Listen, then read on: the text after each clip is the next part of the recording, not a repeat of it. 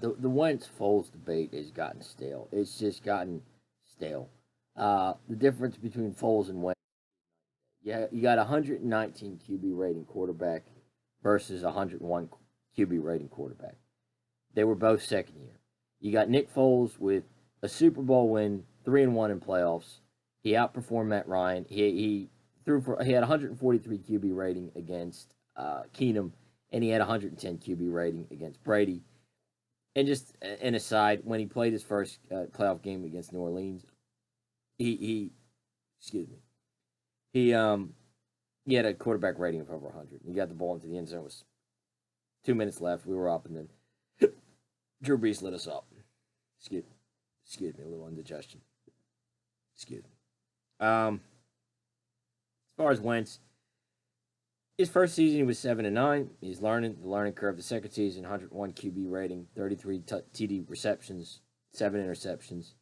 That's excellent, but he has no playoff experience. There's a big difference between 119 QB rating over a season, your second year season, and 101 QB rating your second season.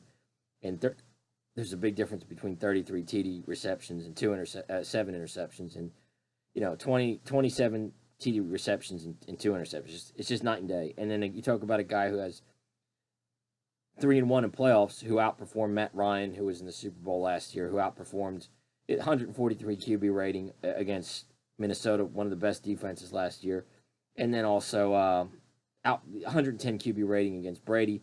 And Foles and the Philadelphia Eagles dominated the game.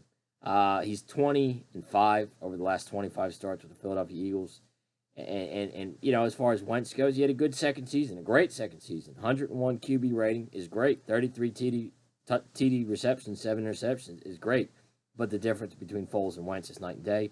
Also, he was 2-2 against plus 500 teams. We had wins over Washington, 2 wins over New York. You're talking Arizona, which last year was sub 500. San Francisco, New York, Washington, Arizona. We had a ton of that. We had a lot of cream puff wins. And against Seattle, Wentz was dominated. Against Kansas City, it was tooth and nail. It was tooth and nail, but they lost. And then his 2 wins over plus 500 teams, I believe it was Carolina, and also I believe it was Dallas. But when he goes in for his against LA, he had a team in LA that was 9-3. And when he got hurt, when he got into that end zone running the ball, and then both guys got collapsed into him, and it gave him that MCL ACL tear.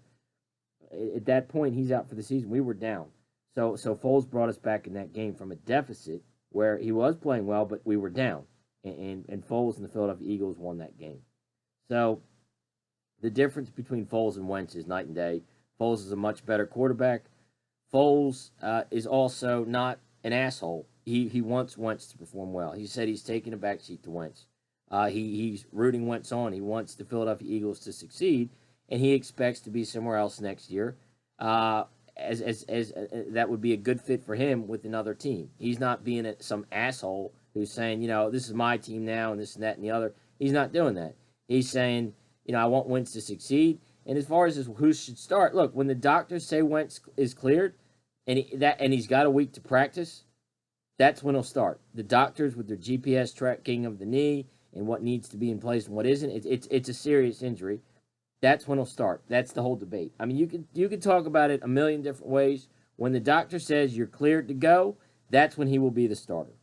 Okay, so, I'm sick of the debate. I'm actually so sick of the debate that I no longer watch football or listen to football. I actually quit watching football and listening to football. I only focus on baseball now because of how much we're talking about something that is, when will he start? When the doctors say he'll start.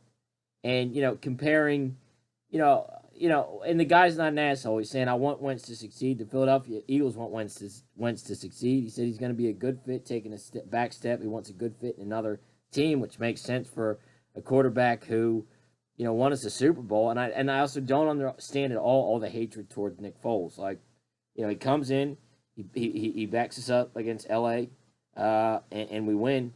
And then, he played a good game against New York. He didn't play a good game against Oakland, but we won. And at 10-all, he got the ball in field goal position.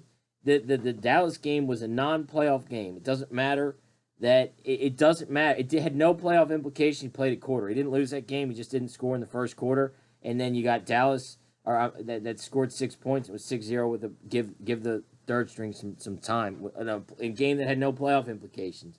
So, and then he starts the first. He starts against I believe it was Atlanta, and we won. He didn't play. He didn't play well. Well, quarterbacks have good games. Quarterbacks have bad games, and there were a lot of drop passes that shouldn't have been dropped.